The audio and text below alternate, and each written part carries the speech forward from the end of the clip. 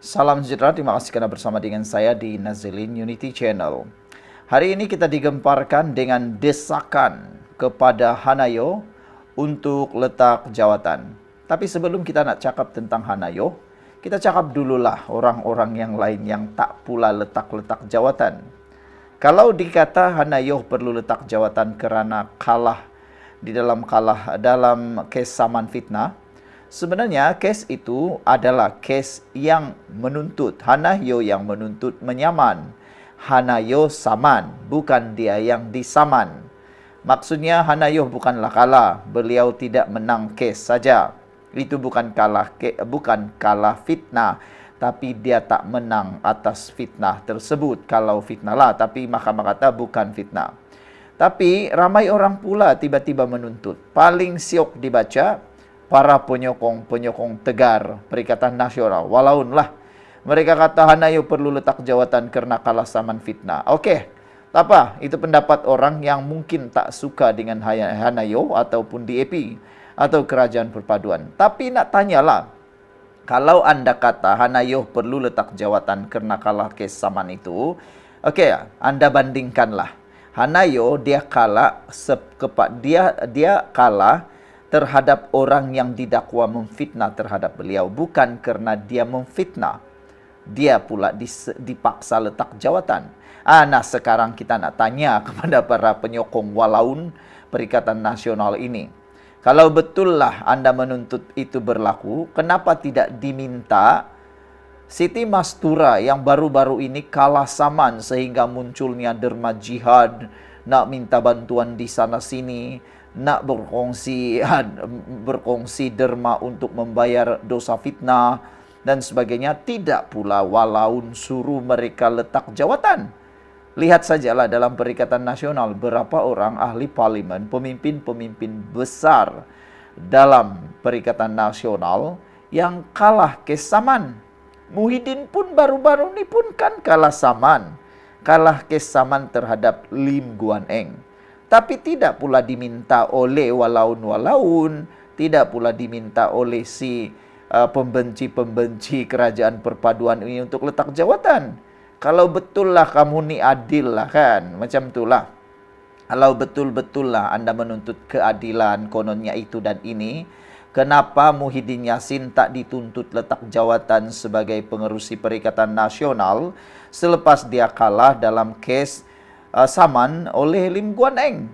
Bahkan dia diminta bayar 1 juta ringgit lebih. Yang itu betul-betul kalah lah. Itu kalah sebab memfitnah. Dosanya sudah ada. Samalah dengan Siti Mastura. Kalah dalam kes saman, tak mampu bayar 800.000 lebih dalam kes saman itu. Kalah kerana memfitnah ya. Kalah kerana memfitnah. Tiada pula bising-bising walaun untuk pergi suruh dia letak jawatan. Nah, bagaimana pula dengan kes-kes yang lain yang dah minta maaf? Antaranya ialah pemimpin besar yang ada di Perak. Pemimpin PAS yang ada di Perak yang telah pun memohon maaf terbuka kerana mengaitkan bendera dengan pemimpin DAP. Bendera China kan. Jadi itu dah terang-terangan. Terang-terangan mengaku bahawa dia memfitnah, terang-terangan mengaku bahawa dia telah melakukan kesalahan tanpa menyiasat, membuat dakwaan tanpa menyiasat dan mengaku khilaf, kononnya khilaf. Akhirnya tidak pula diminta letak jawatan. Kalau nak banding Hanayo ni dia bukan kalah.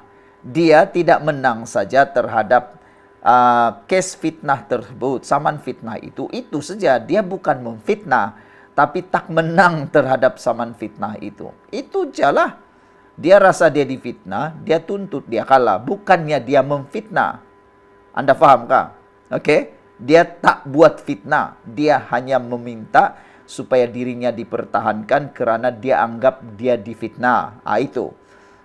Tak apalah kalau anda anggap itu sebagai sesuatu kesalahan dan dosa kerana kalah dalam kes saman fitnah, anda fikir-fikirkanlah. Macam mana pula dengan pemimpin-pemimpin besar Perikatan Nasional, khususnya Muhyiddin Yassin yang telah pun kalah dalam kes saman fitnah Lim Guan Eng diarah bayar 1 juta lebih itu. Kenapa pula itu walaun tak minta letak jawatan? Kenapa itu pula tak pula diheboh-hebohkan letak jawatan. Samalah dengan Siti Mastura kan, yang kalah 800.000 kes saman itu, macam mana pula? Yang itu lagi teruk lah kan, sampai nak minta derma sini sana. Kesian jugalah, memang kesian terpaksa bayar 800.000. Tapi sedihnya waktu menyebut perkara itu, memfitnah itu, tidak pula terfikir kehidupan orang yang kena fitnah itu. Saya pikirkan orang yang difitnah ini kesian kerana beliau tidak dapat mempertahankan dirinya langsung. Lagi teruk dan lebih parah, ramai maci-maci, paci-paci, datuk-datuk, nenek-nenek, uncle-uncle, dan macam-macam lagi yang betul-betul percaya. Percaya apa? Dia percaya fitnah itu berbanding yang benar, berbanding yang betul-betul. Jadi nak cuci balik kepala mereka tak boleh lagi. Yang dorang tahu itunya benar, yang mereka tahu itunya tepat. Kesianlah yang kena fitnah tu. Kesian yang amat kesian. Tak boleh mempertahankan diri.